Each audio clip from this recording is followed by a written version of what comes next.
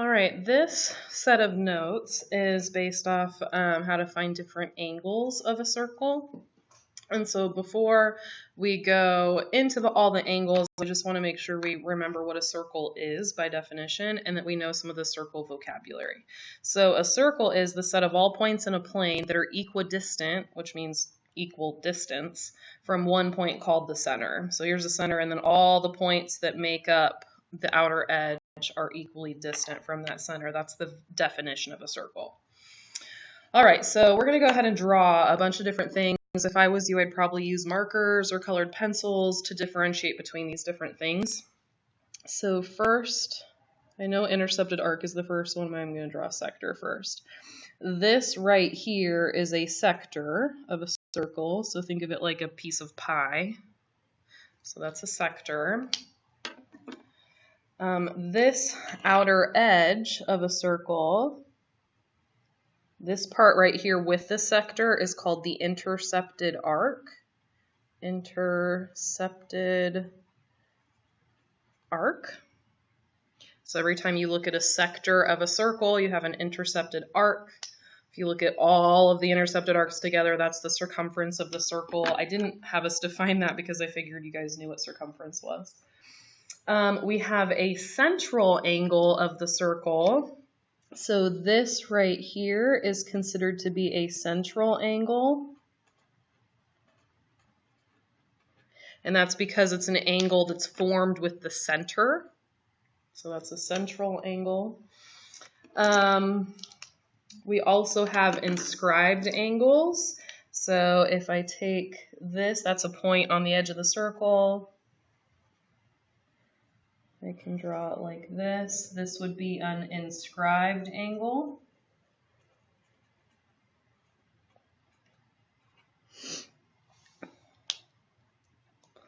Go ahead and draw a circumscribed angle. So go ahead and draw this point right here. We're going to intercept that circle at one point.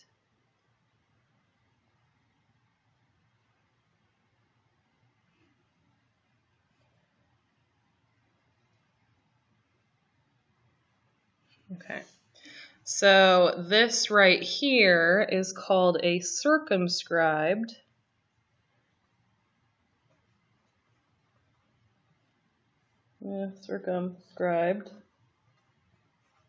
angle. Sorry, let me go ahead and keep color coding these. Circumscribed angle.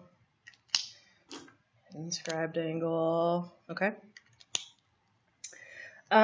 We also have a tangent line, which is this part right here. So you can see that that's a tangent line, and then this part where it hits the circle, oh, you can't see any difference between those colors, but I've got purple and brown.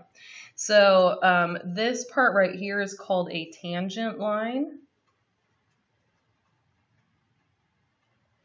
It is right up against the edge of the circle, and then this right here is the point of tangency. So we have a tangent line and a point of tangency. All right, a secant line. Where should I draw the secant line? I'll just go ahead and draw it like this. So a tangent line goes right up against the edge of a circle. It only touches the circle in one point. A secant line is going to kind of cut through the circle, and it's going to hit the circle in 2 points. So the diameter is a very specific secant line. If you kept it going through the circle, diameter is a secant line. And then we have one last vocabulary word, and that is a chord. And I drew all over this differently than I did in my practice notes. We'll say that a chord is like this, where it's just any line segment that kind of goes in the circle. So notice it doesn't go past, it just goes in it. So the diameter is a chord. All right, so those are all our different vocabulary terms Throughout the unit, I will just use these words all the time, and I will try, as we get started, to continue to remind you of what those words mean since there's so many different ones. All right, so we have a lot of different conjectures based on circles, and the first one is, if an angle is a central angle, then the measure of the angle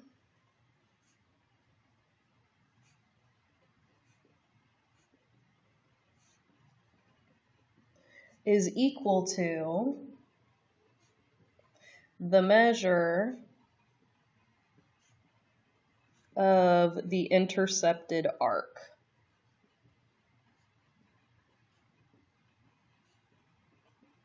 So angles and circles are going to have a degree measure.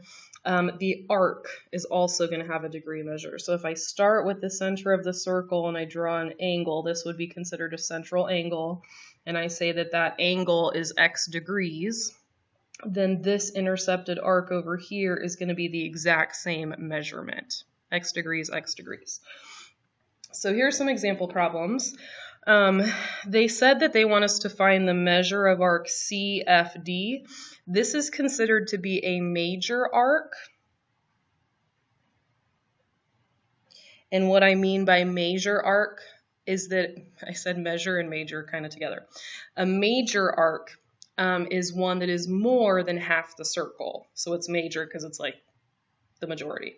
So when it says CFD, it means that you are measuring from C to F, and then all the way back around to D.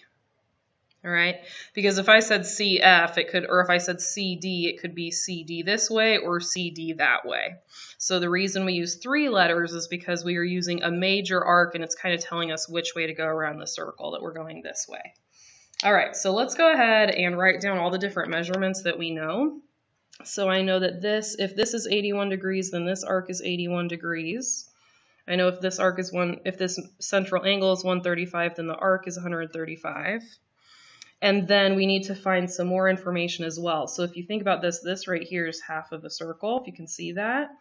And so that means that this angle and this angle all together are going to be 180 degrees because that's a straight line, right? Or we could say there's 360 degrees in a circle. And so again, half a circle would be 180. So 180 minus 135 is 45 degrees. And so if the central angle is 45, then the arc is 45. And then if you guys recall, I believe this is something that you would have gone over in Math 2, but I'm not positive.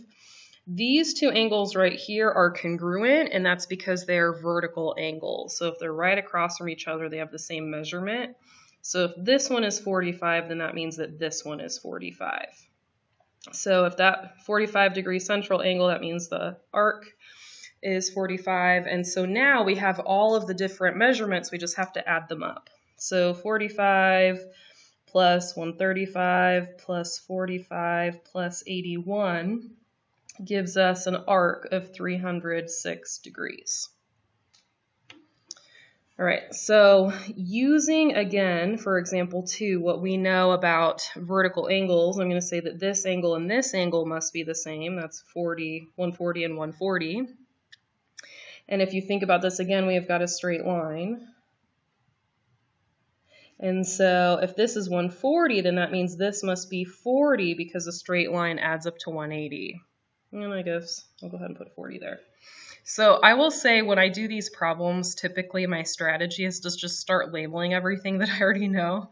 And then usually that helps me get to the point where I can solve the problem. So at this point, we have an angle of 40 and an arc that's 6x minus 8. And we know those two things have to be the same, and we're solving for x. So I'm going to say 6x minus 8 equals 40. I can add the 8 to the other side, so 6x equals 48. And I'll go ahead and divide by 6, and I get x equals 8. All right. Here in the picture, they labeled that these angles are congruent. That's what it means when they put that little curve there. And so if this is 5x plus 10, that means this is 5x plus 10 as well. And again, we have those vertical angles, that this angle and this angle must be the same. And since this is 12x minus 2 in the arc, that means that the angle is also 12x minus 2. So what I'm going to do is go ahead and set those equal to each other. Now, the reason that I set these equal to each other is just because that's the only thing in the picture that I have labeled. But if you look at what they're asking us to find, they actually want us to find the arc, WV. They only used 2 letters this time, which means that they want the minor arc, which is this little bit instead of the arc from W all the way around to V. If they wanted this whole big thing, they would have had to use 3 letters. So since they used 2 letters, that meant they wanted the minor arc. They wanted the part that was less than half a circle. Okay, so I'm setting these two equal to each other. I've got 12x minus 2 equals 10x plus 20. I can go ahead and subtract the 10x to the other side. And I'll go ahead and add the 2 to the right side. And when I divide by 2, I get that x equals 11. Now, that didn't help me get everything I wanted, but it is enough information for me to figure out what this angle is. So if I do 12 times 11 minus 2, I get that this angle right here is a measurement of 130 degrees. And so if this is a straight line, that means that this angle is 50 degrees. And if this angle is 50 degrees, it means that the arc is 50 degrees as well. And so that was enough information for us to solve for what we wanted to solve for. So when you're approaching problems like this, it's okay when you first start the problem if you don't know exactly how to get to the information you want. What I usually start doing is just what I did over here is I just start labeling everything. And what I did over here, I just start labeling exactly what I know. And usually it's kind of like a domino effect. If you fill out enough information, then you end up getting the pieces that you need to find the thing that they asked you to find. Okay, let's go ahead and look at the next page.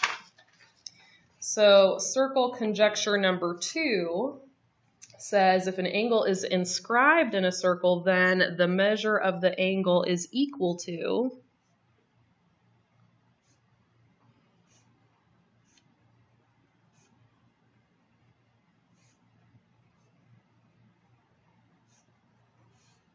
half the measure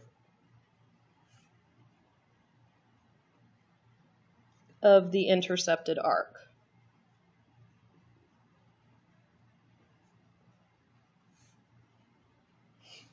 So inscribed angles are the ones that are kind of on the edge of a circle.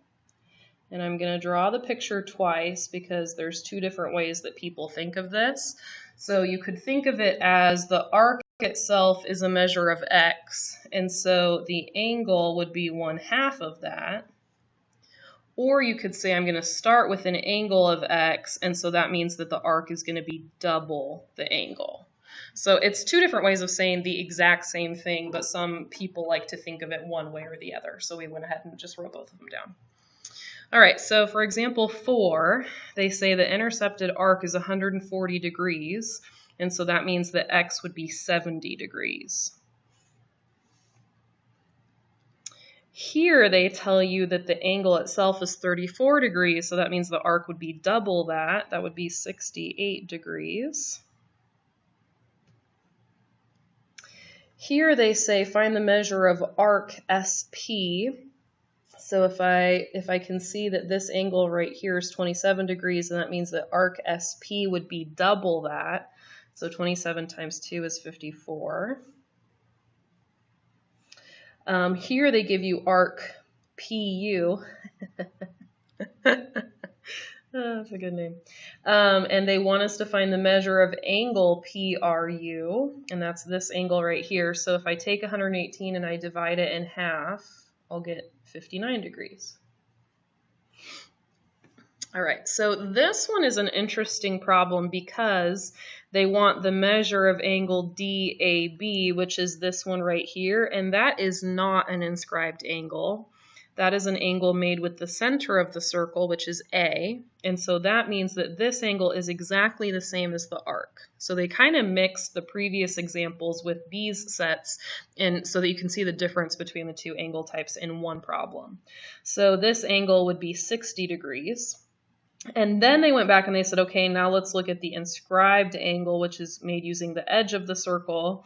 And so that would be half of the arc. And so this right here would be 30. So central angle is 60. Inscribed angle is half of that, which is 30. All right. Circle conjecture number 3. If two inscribed angles of a circle intercept the same arc, then the angles are congruent.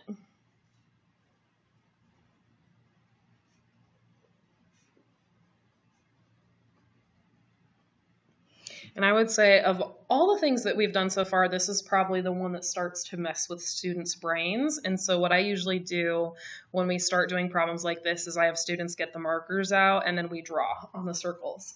So what this is saying is if you start with one inscribed angle, this is one. I'm going to go ahead and already start with the colors. So here's the inscribed angle. There's the intercepted arc. Then I can draw a completely different inscribed angle. So I'm going to start it over here. There is a different inscribed angle. And because its intercepted arc is exactly the same as the first one, that means that this angle in here and this angle in here have to be equal measurements. They have to be exactly the same angle. And I could draw another arc also. I could say, okay, let's draw this one right here. And that one, because it has the same intercepted arc, that angle would have to be the same as well. Okay, so let's look at our two examples for this one. First, they want us to find the measure of angle 1. So here is my inscribed angle. And here is the intercepted arc that goes with it. And so if the arc is 116, then the angle must be half of that, which is 58. So angle 1 is a measure of 58 degrees. And then if I look at the second angle, I can go ahead and trace it. There's my inscribed angle right there. And I can see it actually has the exact same intercepted arc, which means that half of that arc is 58.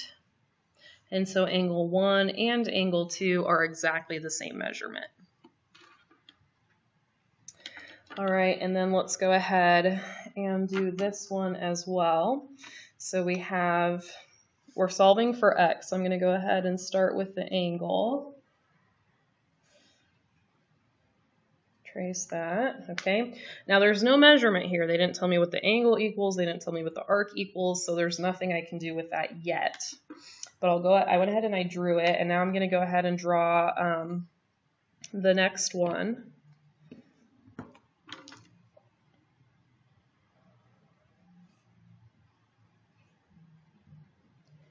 And if you look, they have the same intercepted arc, which means those two angles have to be equal to each other. So I'm going to say x plus 82 has to equal 3x. And then I can go ahead and subtract the x over. And then I'll go ahead and divide by 2. And so x equals 41 degrees. And that's the only way that the two angles would be exactly the same. Now what I would say is, I don't know if I'd call it 41 degrees. Technically these equal each other, but if you plug it in, 41 plus 82 is way too big for this problem. I probably should have changed the problem so it made more sense. So pretend that this is drawn to, well, it's not drawn to scale. Pretend it's drawn to scale. Anyway, mathematically speaking, it makes sense, but if you look at the picture, it's a silly problem.